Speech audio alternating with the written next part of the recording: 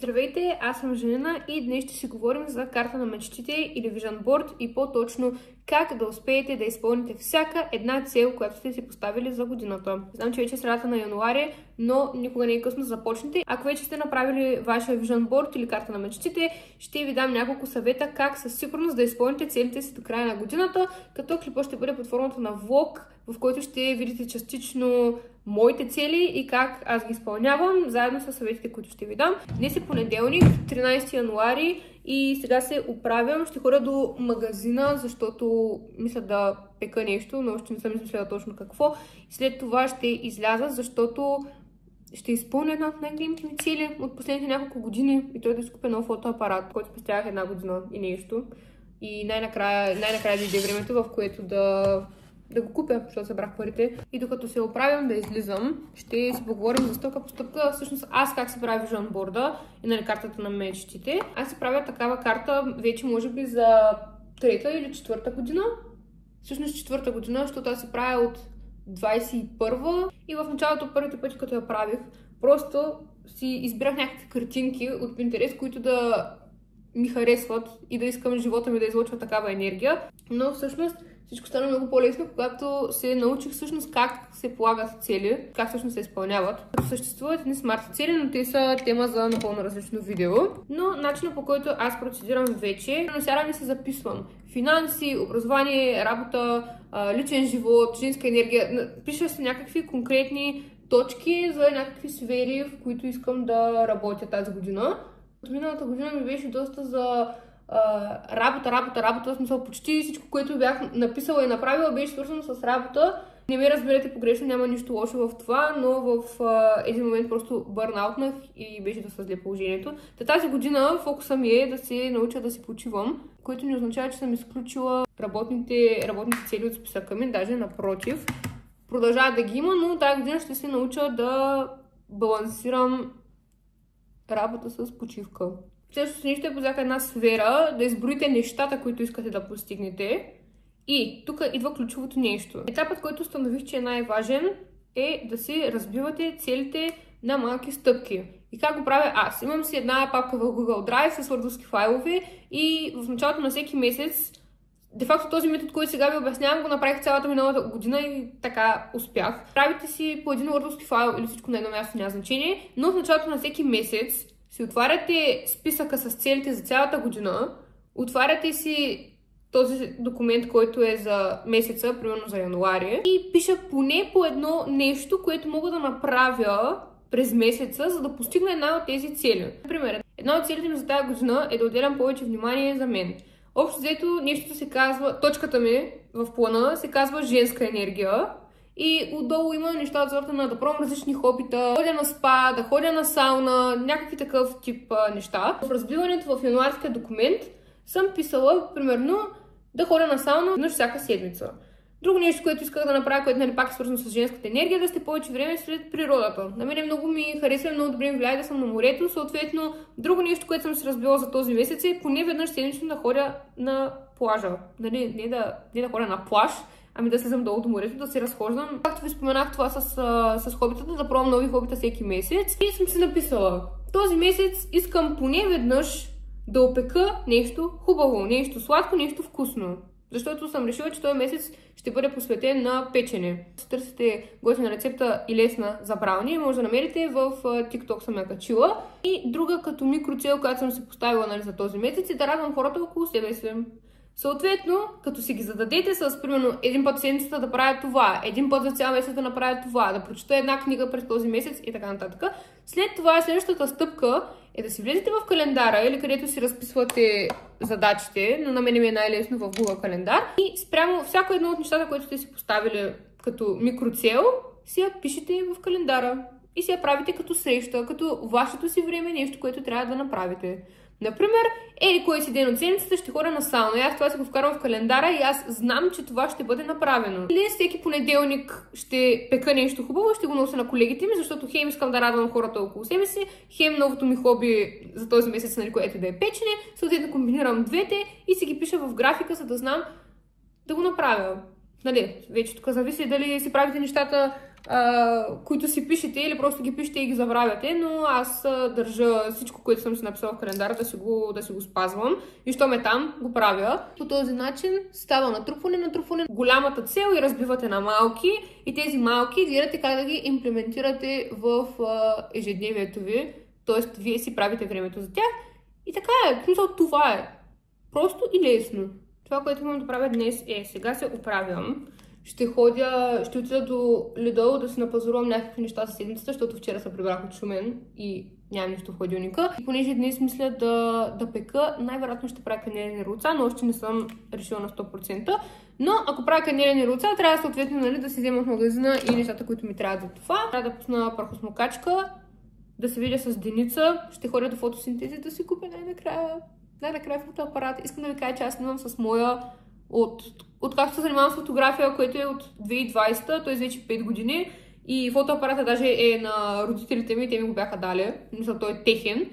И днес най-накрая ще си купя първия ми собствен мой фотоапарат, който е доста по-горен клас и е точно това, което търся. Ще си купувам безогледален фотоапарат и нямам търпение. Спестя. Значи това си го мисля от 22-а. Почнах да правя нещо по въпроса в края на 23-та, 24-та цяла година спестявах и благодарение на помощ от нашите и от роднините ми.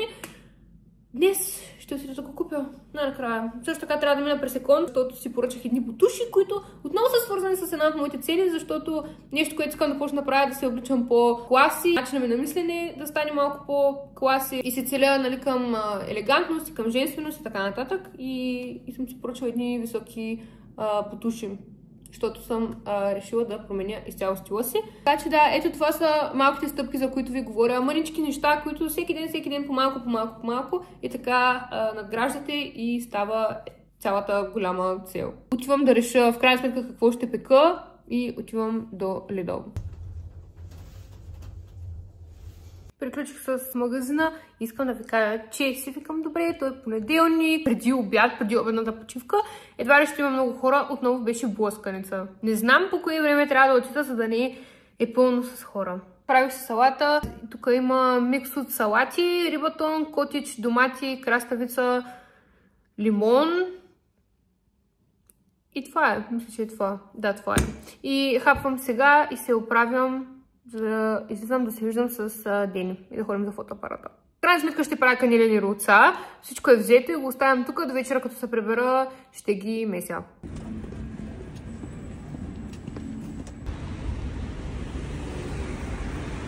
С Дени бяхме на Cherry by Mary. Минах през Еконт, за да си взема пратката от Абалчо. И се чувствам с едно е Коледа. С едно е втората Коледа. Нямам търпение да разопакувам всичко, като се прибера.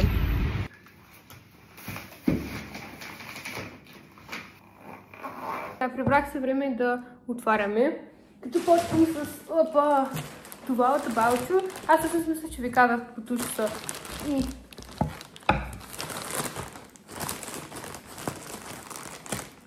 Значи, такова задръстване. Толкова много хора навсякъде. Поне в Еконт, като за първ път нямаше опашка. Като за доста скъпи обувки идват в доста смачкана кутия. Сега остава да ми харесват и да са... Добре, ето ги. Ето ги, удобни са за ходене.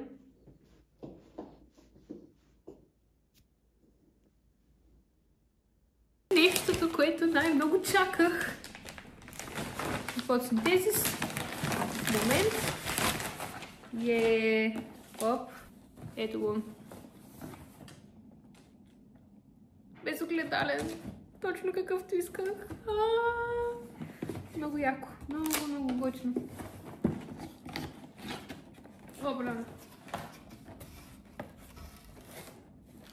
Момент, не стане. Така, опътване. Има мобилно приложение. Супер. Така, това е страп за врата. Кабел за зареждане. Да, кабел за зареждане. Yes. Зарядното. И батерията. Много. Нямате представа. Наистина от 22-а искам да си взема нов фотоапарат, искам да си взема безогледален фотоапарат и последните 3 месеца съм се скъсала да чета ревюта. Много готино. Направо като го отвориха в магазина и ми се доплака. И особено когато ми написаха гаранцията на мое име.